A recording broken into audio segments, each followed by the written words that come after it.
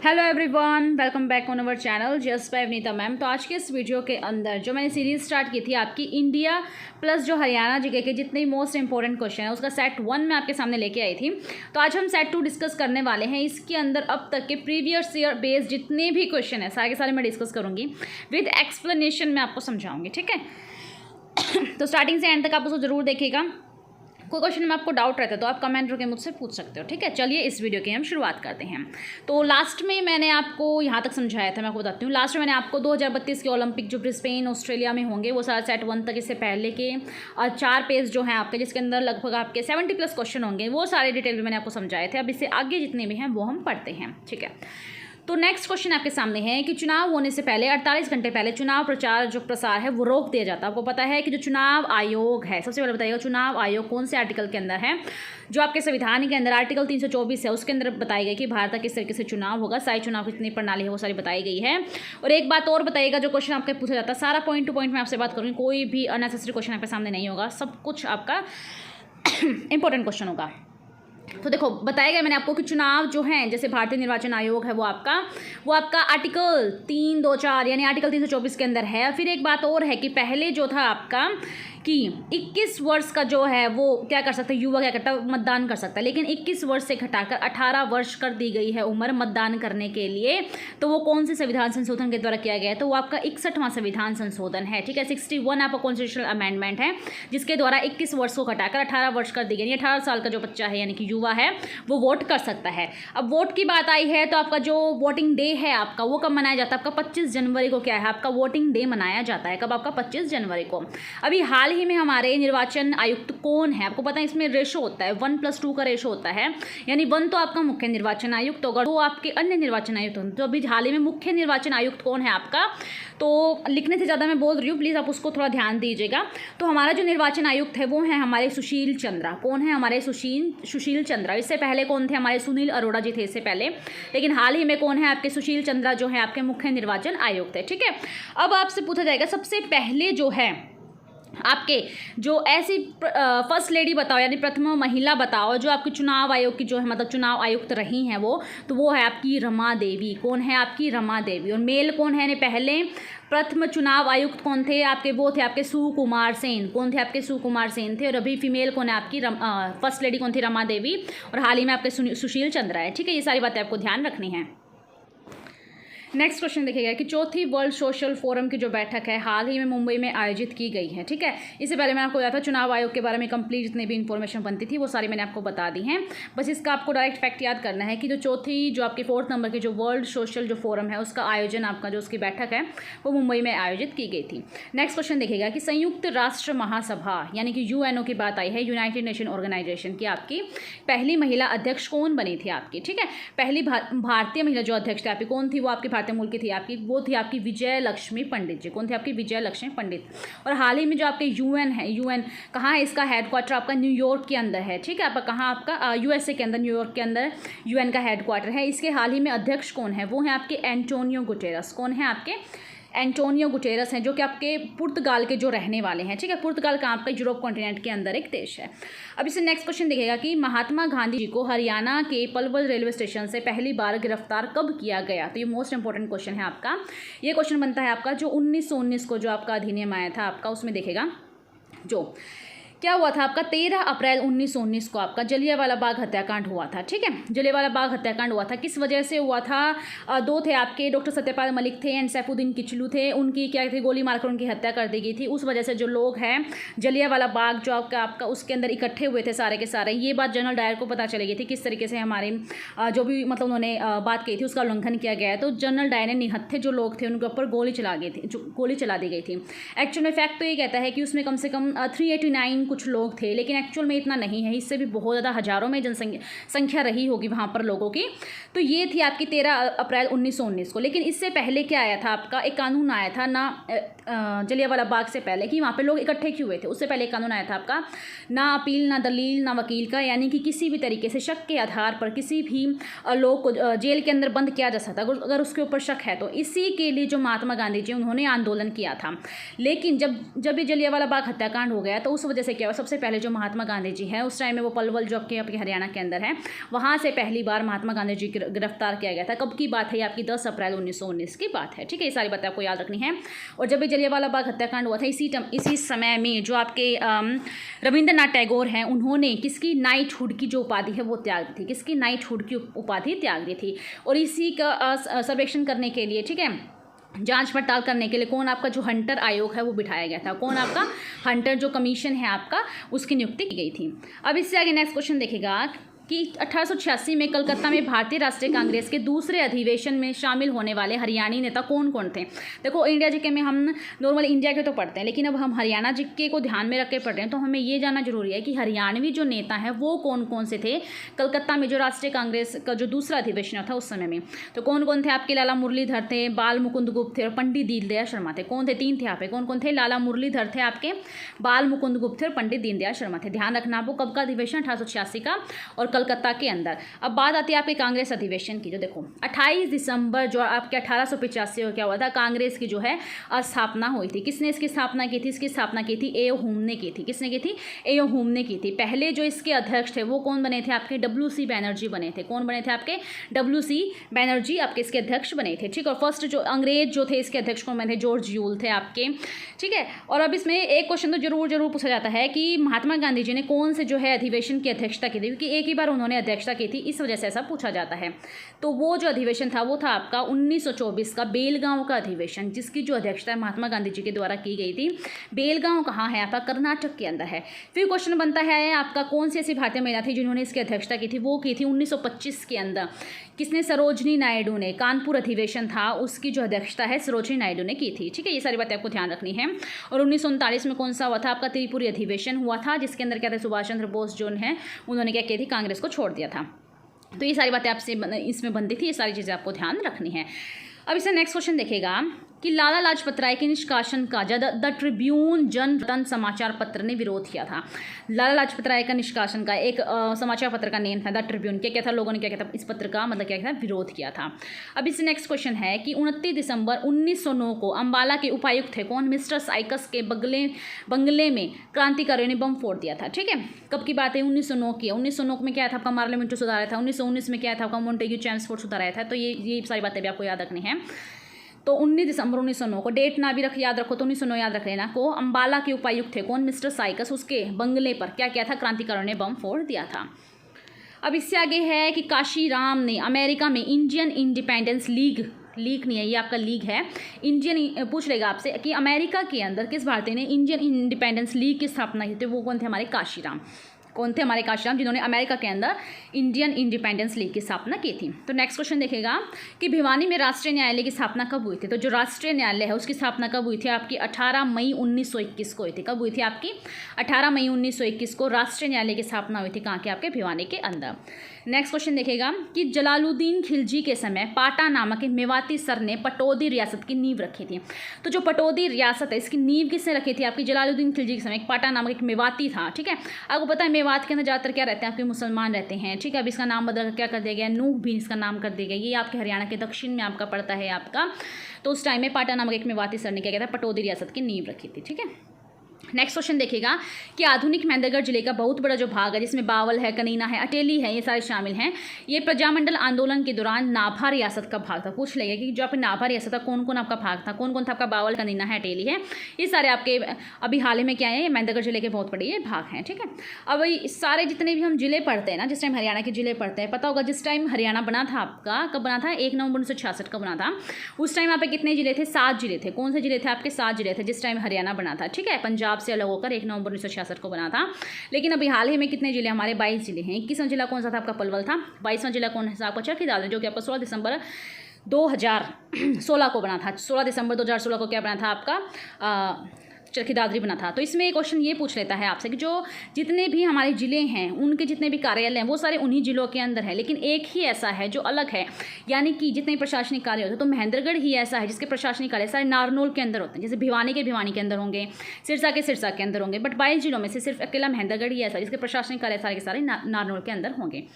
Next question देखो कि हरियाणा में सत्याग्रह आंदोलन को जोर शोर से फैलाने का श्रेय, देखो सत्याग्रह आंदोलन था, गांधी जी ने ऐलान कर दिया कि हम सत्याग्रह आंदोलन करेंगे, ठीक है, लेकिन उनको फैलाने वाला भी तो कोई चाहिए। आज के टाइम में कोई न्यूज़ हमें फैलानी हो तो हम ट्विटर या इस तरह के सोशल साइट्स का हम यूज़ करते हैं, लेकिन लोगों तक बात कैसे पहुँचेगी कि किस तरीके से हमने ऐलान किया है सत्याग्रह करेंगे, हम ब्रिटिशर्स के खिलाफ ऐसे ऐसे कार्रवाई करेंगे, तो कोई ना कोई चाहिएगा जो हर आम आदमी तक ये बात पहुँचाएगा, तो उसका जो श्रेय है ताकि हर इंसान को उस बारे में पता चले, तो ताकि लोग बढ़ चढ़ कर उसमें हिस्सा लें।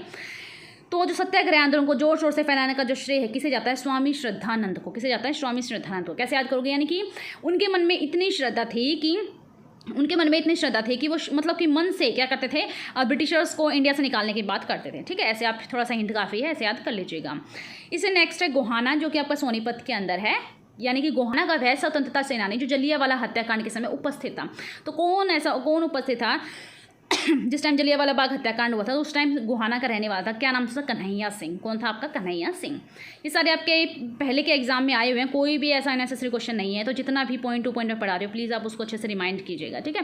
इसी टाइप से जो क्वेश्चन है आपके सीटी के अंदर बनेंगे। स्पेशल जो ये है आपकी सीरीज, ये सीटी के लिए है, जिसमें आपके India GK plus Haryana GK. आपने थ्योरी तो बहुत पढ़ी होंगी, बुक से नोट से कहीं ना कहीं से जरूर पढ़ी होंगी।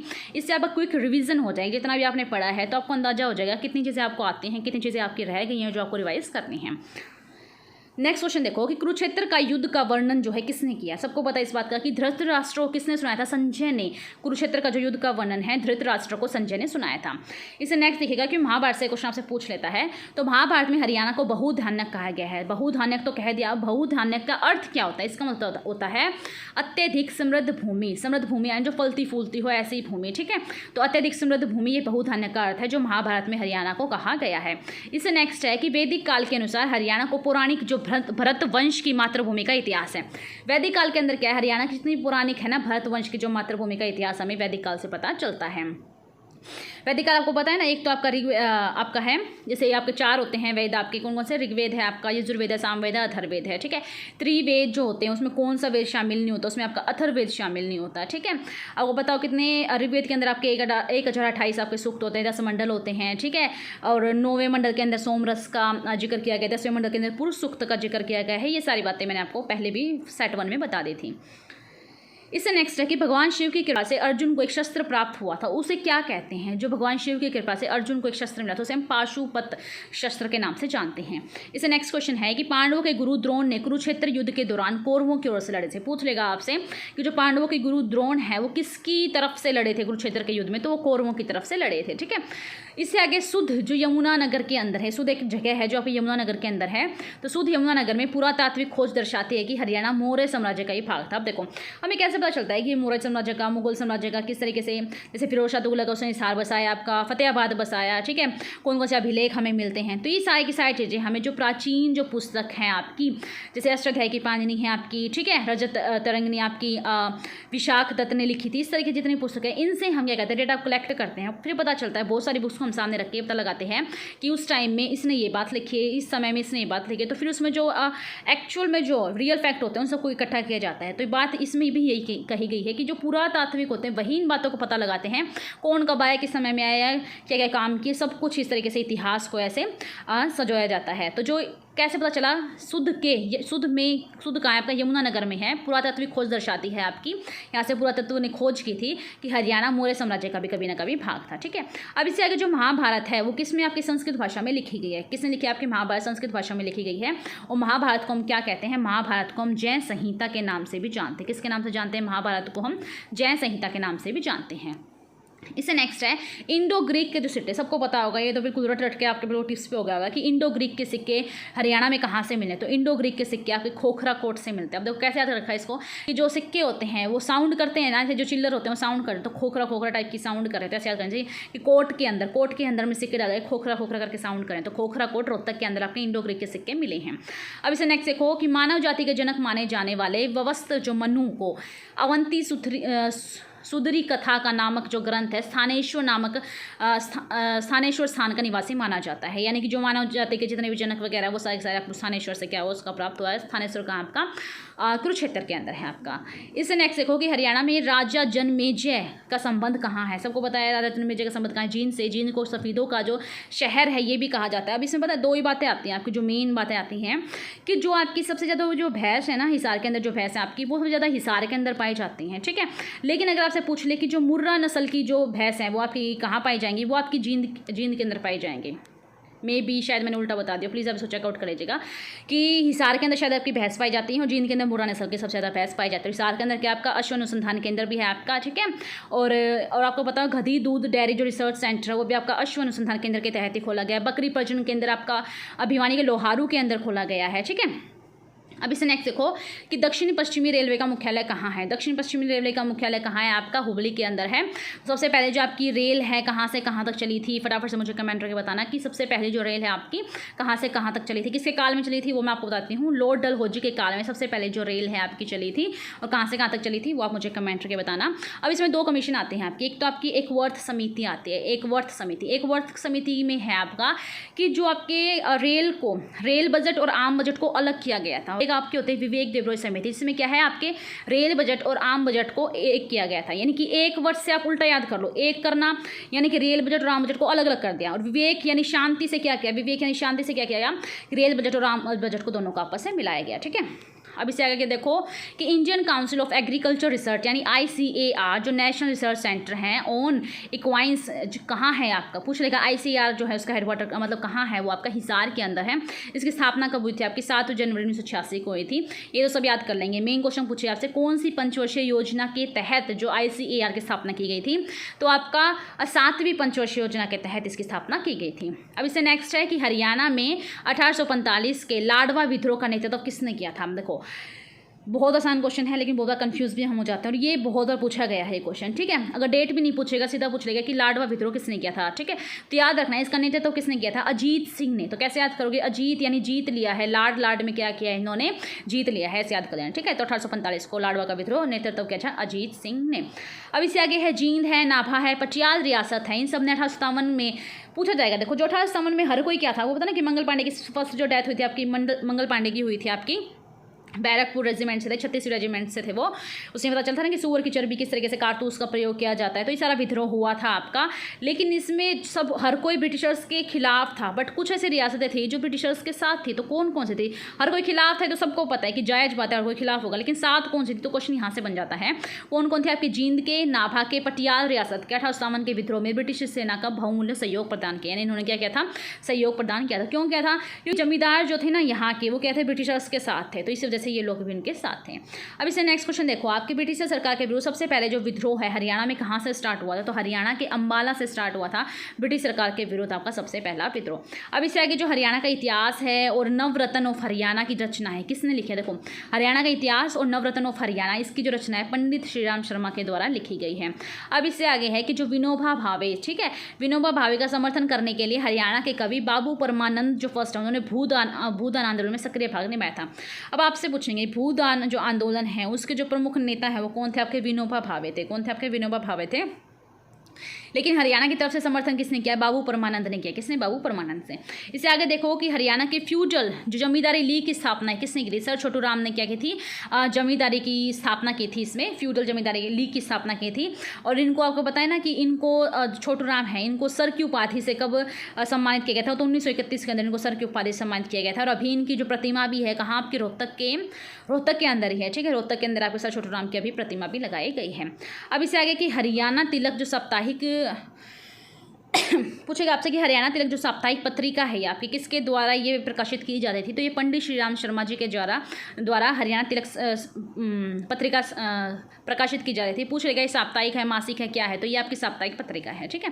अब इससे आगे हरियाणा के जो पंडित श्रीराम नेकी शर्मा ने क्या किया था, संदेश पत्रिका का जो आरंभ है हिंदी भाषा में किया था। किसका, संदेश पत्रिका का। देखो जो श्री राम शर्मा है उन्होंने तो हरियाणा तिलक की, देखो कैसे, जब राम जी आए थे तो क्या किया था, सबसे पहले जो उनका मतलब आगमन हुआ था उनका 14 वर्ष के बाद, तो उन्होंने क्या किया, तिलक लगाकर उनका आगमन किया था ना, सबसे पहले हम तिलक लगाते हैं, तो याद करो हरियाणा तिलक तो पंडित श्री राम शर्मा। लेकिन जो नेकी काम, जो नेक काम करेगा कौन, जो पंडित नेकी राम ने क्या किया था, आपका संदेश, जो नेक काम करेगा उसको हमको हर कोई संदेश देता है ना, मतलब समाज में संदेश देकर जाता है कि और सबको भी इसी तरीके से जो युवा है वो मतलब प्रोत्साहित होने चाहिए। तो नेक करेगा यानी संदेश देगा, तो नेकी राम हो जाएगा संदेश पत्रिका से। किस भाषा में, आपकी हिंदी भाषा में है। इससे नेक्स्ट है खिलाफत जो आंदोलन का, सबको पता है खिलाफत आंदोलन हुआ था आपका क्योंकि तुर्की के जो उनके राजा थे, मुसलमानों के जो राजा थे, उनको वहाँ से हटा दिया गया था। पता है आपको द्वितीय विश्व युद्ध के बाद, जो प्रथम विश्व युद्ध के बाद जो आपकी सेब्रे की संधि हुई थी, कौन सी आपकी सेब्रे की जो संधि हुई थी उसके तहत आपका वो हटा दिया गया, जिस वजह से जो मुसलमानों ने विद्रोह किया था और इसका नेतृत्व किसने किया था, महात्मा गांधी जी ने किया था। ठीक है, मतलब इसी टाइम में पता चला था कि किस तरीके से मुस्लिम और हिंदू दोनों भाई भाई हैं, उनकी मिसाल दी गई थी खिलाफत आंदोलन के समय में। तो जो खिलाफत आंदोलन है उसमें हरियाणा में विरोध किया था, खिलाफत कमेटी बनाकर, मतलब कि हरियाणा की तरफ से विरोध किया गया था। अब इससे आगे पानीपत की लड़ाई आती है, तो मोस्ट इंपॉर्टेंट है। हरियाणा की जब भी बात आती है तो इसमें आपको पानीपत की जो लड़ाई है वो ज़रूर आपको देखने को मिलेगी।